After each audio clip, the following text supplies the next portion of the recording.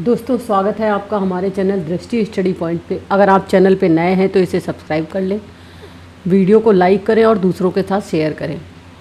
आप Telegram channel भी join कर लें, वहाँ आपको इसका पीडीएफ और ऐसे बहुत सारे स्टडी मटेरियल मिलते हैं। आज देखते हैं घटनासार का योजना परियोजना वाइब्रेंट विलेज प्रोग्राम। गृह मंत्री अमित शाह जी ने अरुणाचल प्रदेश से शुरू किया था स्वर्ण जयंती सीमा रोशनी कार्यक्रम के तहत, और ये 2023-24 से 2025-26 के लिए है। इसके लिए रुपया दिया गया है 48,000 करोड़। 2022-23 से 25-26 तक के लिए ये रुपया अलॉट किया गया है। सुरक्षित शहर योजना ये 3 मार्च 2023 को लॉन्च की गई। 8 शहरों में सीसीटीवी लगाने के लिए। इसका कमांडेंट सेंटर जो होगा वो बेंगलुरु होगा। पीएम कुसुम योजना को 2026 तक के लिए बढ़ा दिया गया है।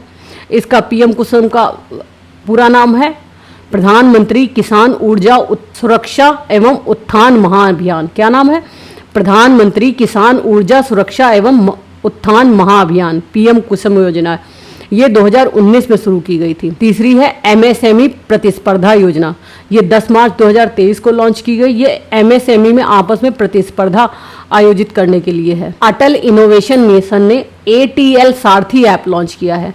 एटीएल सारथी क्या है? अटल टिंकरिंग लैब। ये जो है स्वनिगरानी ढांचा है जो अटल टिंकरिंग लैब पे निगरानी रखने के लिए है। फाइलेरिया से निपटने के लिए एमडीए अभियान लॉन्च किया गया है। एमडीए क्या है? Mass drug administration. 2027 तक फाइलेरिया को खत्म करना है। नमाम गंगे परियोजना दुनिया की 10 प्रमुख पहलों में शामिल हुई। 2014 में शुरू की गई थी गंगा प्रदूषण को कम करने के लिए नमामि गंगे परियोजना। इसे संयुक्त राष्ट्र संघ की 10 प्रमुख पहलों में शामिल किया गया। प्रधानमंत्री कौशल विकास कार्यक्रम अब हो गया है प्रधानमंत्री विरासत संवर्धन कार्यक्रम, मतलब पीएम विकास योजना हो गई। प्रधानमंत्री कौशल विकास योजना पीएम विकास योजना हो गई। पीएम विकास कब से हुई? 15 दिसंबर 2022 से। युवा 2.0 योजना, ये युवा योजना काहे के लिए थी? ये नए लेखक जो होते हैं उनको प्रेरित करने के लिए थी। इसके तहत जो नए लेखकों की किताबें होंगी उन्हें 2 अक्टूबर 2023 को लॉन्च किया जाएगा।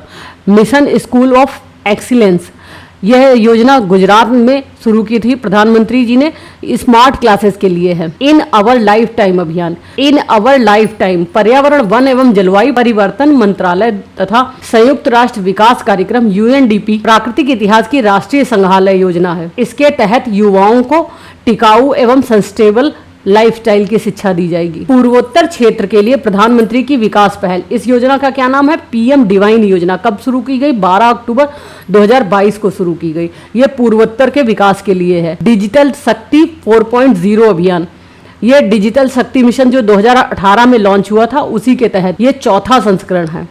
इसके तहत साइबर पीठ फाउंडेशन और महिला आयोग ने मिलकर मेटा के साथ सहयोग प्राप्त करके डिजिटल शक्ति 4.0 लॉन्च किया है। ये साइबर अपराधों के प्रति महिलाओं में जागरूकता लाने के लिए है। पेशा अधिनियम 1996 का जो है उसे अब मध्य प्रदेश सरकार भी अपने यहाँ लागू करेगी। पेशा है panchayat extension to schedule area, PESA act. इस अधिनियम के कार्यान्वयन की औपचारिक घोषणा बिरसा मुंडा के जन्मदिन को, जिसे जनजातीय गौरव दिवस मनाया जाता है, कब मनाया जाता है? 15 नवंबर को घोषित किया गया। मिशन वात्सल्य, महिला एवं विकास मंत्रालय की ये योजना है। मिशन वात्सल्य ये पहले जो एकीकृत बाल संरक्षण योजना चल रही थी, जिसे 2017 में बाल संरक्षण सेवा योजना कर दिया गया था, उसी को अब मिशन वात्सल्य योजना कर दिया गया है। ये 5 जुलाई 2022 को लॉन्च हुई। एक राष्ट्र एक उर्वरक योजना, इसके तहत सभी उर्वरकों को एक ही नाम, किस नाम से बेचा जाएगा? भारत ब्रांड या पीएम बीजेपी नाम से। पीएम बीजेपी इसका लोगो होगा, भारत ब्रांड होगा। पीएम श्री योजना शिक्षक दिवस पे लॉन्च की गई 5 सितंबर को। पीएम श्री का फुल फॉर्म है पीएम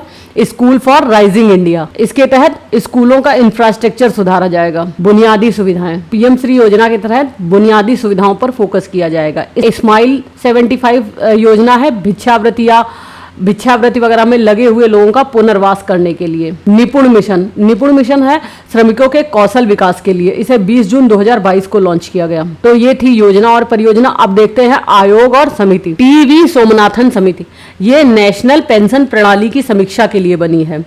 हिंडनबर्ग मामले की जांच हेतु समिति, हिंडनबर्ग जो अडानी के लिए रिपोर्ट निकाली थी उसकी जांच के लिए एक समिति बनाई गई है। इसके अध्यक्ष हैं अभय M Sapre.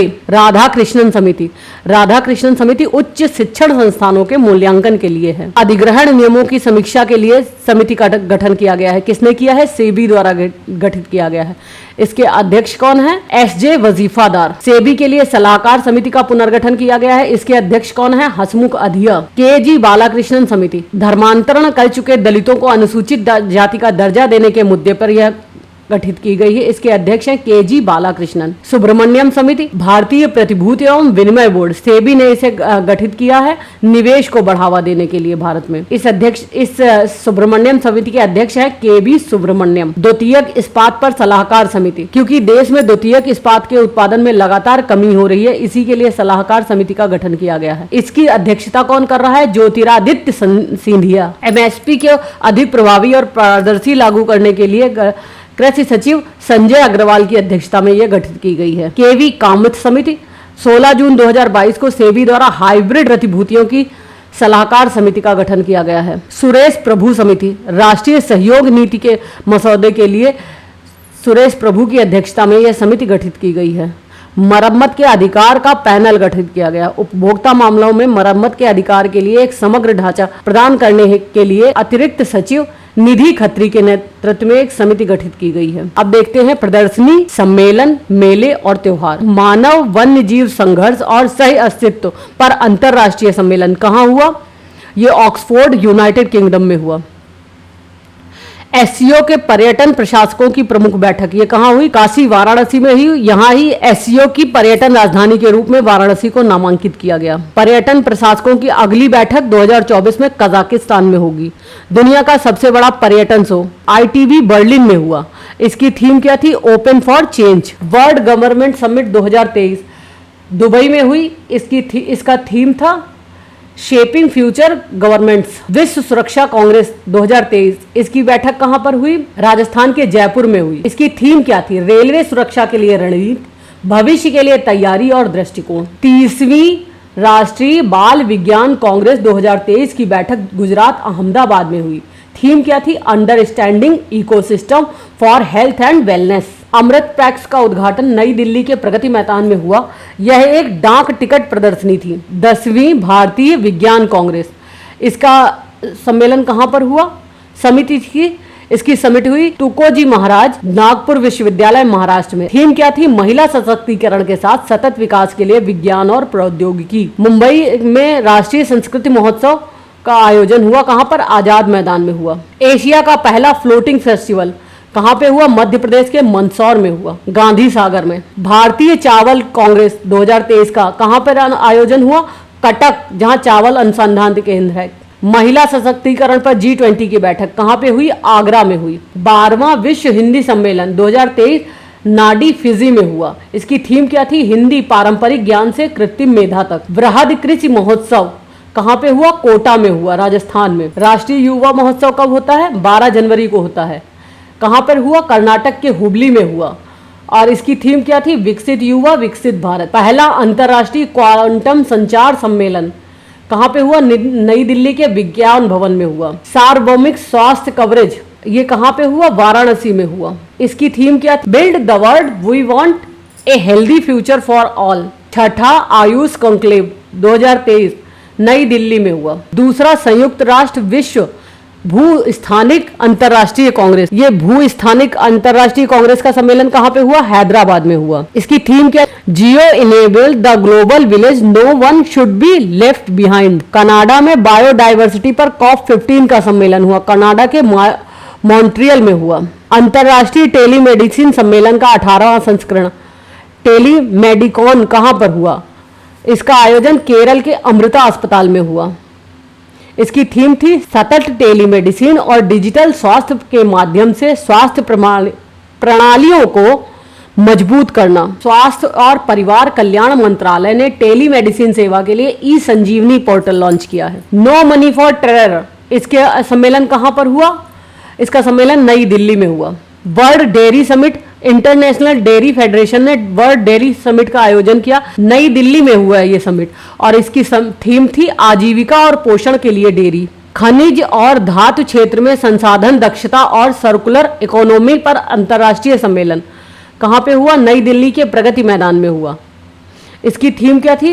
Resource efficiency and circular economy in mineral and metal sectors. Stockholm 50 सम्मेलन, ये स्वीडन के स्टॉकहोम में हुआ। इसकी थीम क्या थी? सभी की समृद्धि के लिए एक स्वस्थ ग्रह, हमारी जिम्मेदारी हमारा अवसर। एससीओ के रक्षा मंत्रियों की वार्षिक बैठक कहाँ पे हुई? उज्बेकिस्तान के ताशकंद में हुई। पहला होम्योपैथिक पर अंतर्राष्ट्रीय स्वास्थ्य शिखर सम्मेलन कहाँ पे हुआ? दुबई में हुआ। थीम क्या थी? जलवायु परिवर्तन और ग्लोबल वार्मिंग के कारण होने वाली बीमारियां। पहला केंद्र राज्य विज्ञान सम्मेलन 2022 में हुआ। कहाँ पे हुआ? अहमदाबाद गुजरात में हुआ, लेकिन ये वर्चुअली हुआ था। हरित पोत रिसाइकलिंग और वाहन स्क्रैपिंग पर अंतर्राष्ट्रीय सम्मेलन कहाँ पे हुआ? गुजरात के गांधीनगर में हुआ। विश्व कार्य शिखर सम्मेलन जिनेवा में हुआ। इसकी थीम थी कई वैश्विक संकटों से निपटना, मानव केंद्रित पुनर्प्राप्ति और लचीलापन को बढ़ावा देना।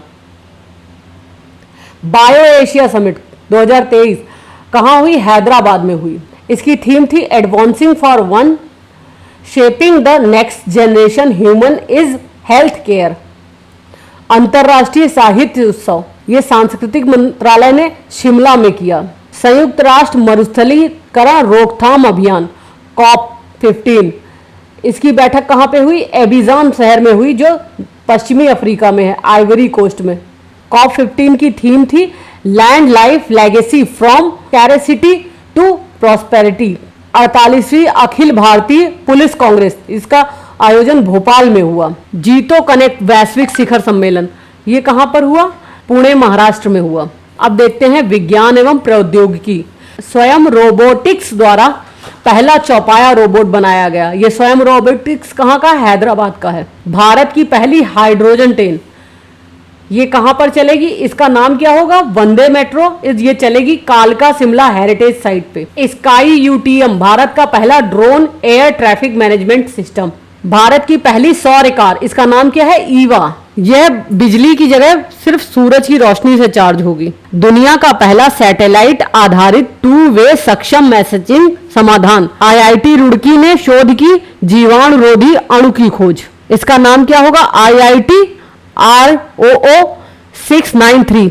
भारतीय प्रौद्योगिकी संस्थान IIT मद्रास के छात्रों ने 28 नवंबर 2022 को पहली electric formula racing car launch की। इस कार को बनाया जिस छात्रों के समूह ने, उसका नाम है टीम रफ्तार। IIT जोधपुर ने खोजा शुद्ध हाइड्रोजन बनाने वाली तकनीक। कृत्रिम प्रकाश संश्लेषण की प्रक्रिया से उच्च शुद्धता वाली हाइड्रोजन बनेगी।